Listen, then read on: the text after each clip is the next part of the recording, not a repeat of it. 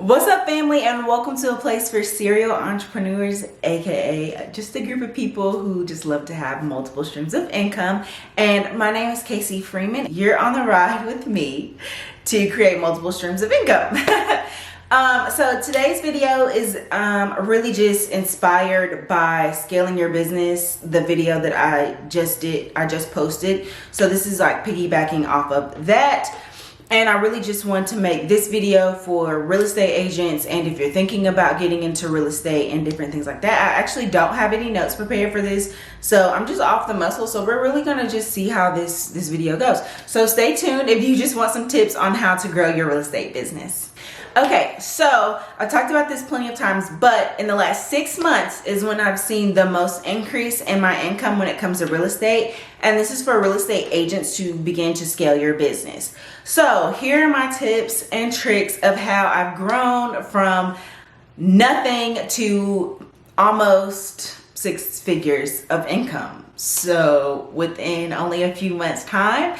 And this is what I've done. So, and it's working for me. I'm going to continue to do it because obviously I'm about to hit 6 figures. So clearly I'm doing something right. So the first things first. Now, of course, they always tell you to utilize your sphere. But I don't feel like I utilize my sphere the way that they tell you to. And really, I feel like I utilize my sphere a lot better. Your sphere of influence is what real estate, like the class, tells you to use, and just basically like farm them and say, hey, like I'm in real estate now. Do you want to buy or sell a house? But the way my business is set up is basically on social media and through referrals.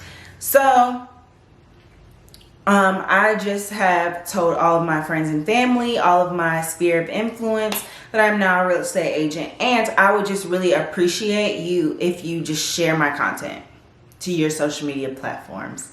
Because it's not like, most of the time I've noticed that people don't say, hey, I'm thinking about buying my house, to buying a house, or I'm thinking about selling my house, to just any and everybody. They kind of keep that to themselves.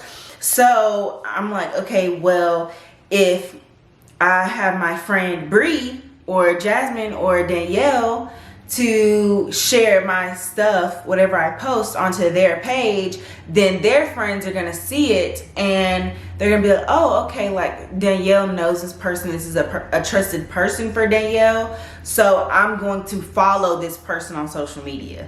Yes, I'm all just using social media strategy off the muscle. So my friend Danielle, who shares my post to her page, then their followers follow me and sees more of my real estate content, and then they DM me without Danielle even knowing that one of her followers just DM'd me about buying or selling a house. It's that simple, and that's how I like to use my sphere of influence, because obviously I'm staying at the top of mind with my sphere, and every time they see my post, they're like, oh, Kasey asked me to share this, or something like that. So then they're sharing my post. So obviously I'm staying at the top of mind with my sphere of influence every time I post, because they see my post and they know me personally, and I don't have to get on the phone and call each one of my people from my sphere of influence to say, hey, just wanted to touch base with you, blah, blah, blah. Now, yes, I do that for some people that I would love to build more of a relationship with. However, I don't sit there and just make phone calls to my sphere every single day, because I have other phone calls that I need to make too. And then my phone is already in my hand for a majority of my day. And so that's just adding more hours of my day that I'm on my phone touching base with people that I already know in real life, that are my very good friends in real life, and they're just sharing my content to their followers.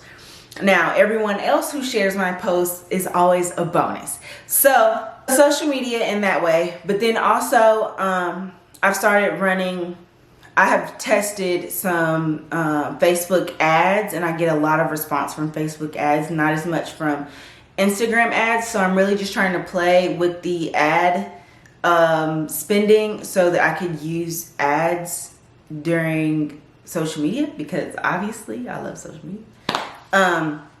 So ads, and I'm even thinking about some creative ways on how to get my homes posted on like luxury listing sites and stuff like that. So nevertheless, social media ads, clearly social media ads. And then also your referrals. So I always ask all of my past clients to leave a review about the service with me, you know, because I feel like I said, I've done good work. There may be maybe 1.5 people that I'm like, I don't really know if I want you to write a review. Because like literally I feel like being a real estate agent is a lot like being a hostess or a server. So let me just break down that analogy real quick. So, you know, you're out at dinner at a sit-down restaurant and you have a waitress, right? And your food comes out wrong, and who does the first person blame? The freaking waitress. They didn't have anything to do with preparing your meal. However, you're tipping them less. So that's how I feel when something goes wrong. I'm like, no, you need to get this ironed out because this isn't yours. This is mine. So anyway, I do feel as though I get a lot of referrals because I love my clients. I continuously text them, like I go out to eat with them. I ask about like the updates because obviously like whenever we're walking through a home, they're talking about things that they want to do in their home for a personal touch.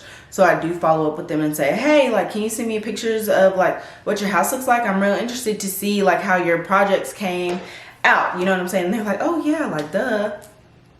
So I kind of follow up with them that way. And that's the only way that I touch base with my sphere of influence, the traditional way. So, I have been on a team that uses the Zillow leads, and I do like the Zillow leads, but it is a lot to like vet and make sure that they're actual true leads. So I tend to shy away from them because I know that when someone reaches out to you personally, then they're more they have more skin in the game when it comes to buying or selling a house because they're reaching out to you directly. Now if they're just scrolling on Zillow, no offense to Zillow, I like Zillow, I don't want them to like, I use Zillow still, but whenever they're on Zillow, they just click call an agent and they don't really know who they're calling. You have to build more of a rapport. It takes a little bit longer to build a rapport than if you're on social media. Then that person already feels like they know you because you're on social media and you're being open and transparent on social media. So then all you have to do is get to know them the same way that they are wanting to initiate a relationship with you. I have sent out some mailers and I've gotten a client off of mailers before. But I actually went door knocking and delivered the mailer myself. So I was knocking on his door and he was like, oh, I'm ready, I want to buy. I'm like, oh, okay, great. So that was like maybe last year, and he's just now my client this year. So you never really know like when the actual purchase will happen. So you always want to just stay on guard. You always want to touch base with people. You want to keep them top, like you not only want to make sure that you are top of mind to them, but you want to make sure they are top of mind to you. So get a good CRM, and I'm working on getting doing a good CRM now that I'm getting more clients and getting busier because I can't be physically call them or physically text them anymore. It's just too many for me to keep up with. So yeah, I'm working on my CRM right now and making sure that everything is organized on that front. And yeah, I think that those are the main ways that I've scaled my business so far. And just to know that I'm about to crush my real estate goal for this year is like literally like the best feeling ever. But anywho, follow me on the socials and don't forget to subscribe. Please, please, please share this content, like it, interact with it, leave a comment down below, especially if you are a real estate agent. Maybe you have some other tips for me that's working for you. Please let me know because I want to grow my business, and I do feel like there is enough room for growth for everyone. Like so many people are like, oh, like do you feel like there are too many real estate agents and it's saturating the market? No, because your clients are supposed to be for you and my clients are supposed to be for me. And I don't feel like I'm necessarily in competition with anyone because all I can do is be myself. And being myself has gotten me this far, and I don't want to turn back and be somebody else now. Of course, thank you guys so much for continuing to travel on this journey with me. As a real estate agent, I greatly appreciate it, and I will have more videos for you coming soon.